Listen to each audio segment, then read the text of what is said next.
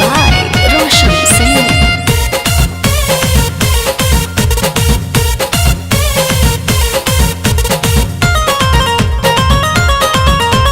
दुल्हा हमर खोजाए लगल चलतो नया प्यार रे।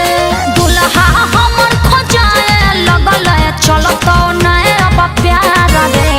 भैया है रंगदार हमर देतो तोरा गोली मार रे। हे भैया है रंगदार हमर देतो तोरा गोली मार रे।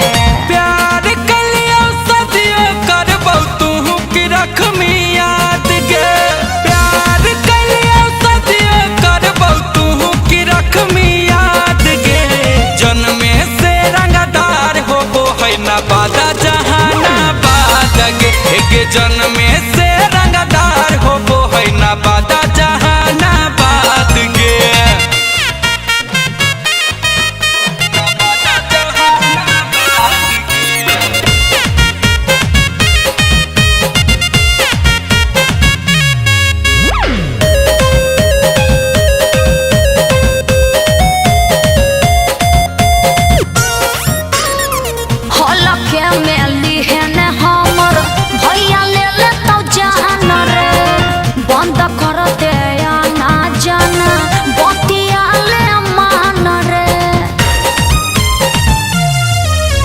जिए मरे के धमकी छौड़ी दिह के करो और गे। अच्छा खतरा से खेलही हम हियै मगहिया छोड़ के।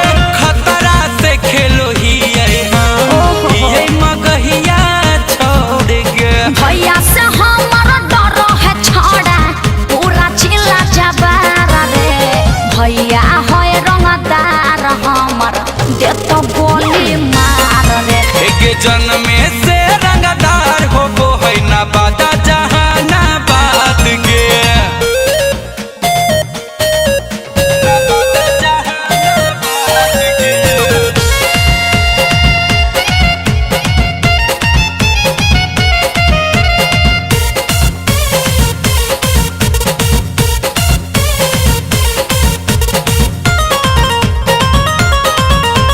जान से हौ प्यार तो छोड़ा पीछा हमर छोड़ दे।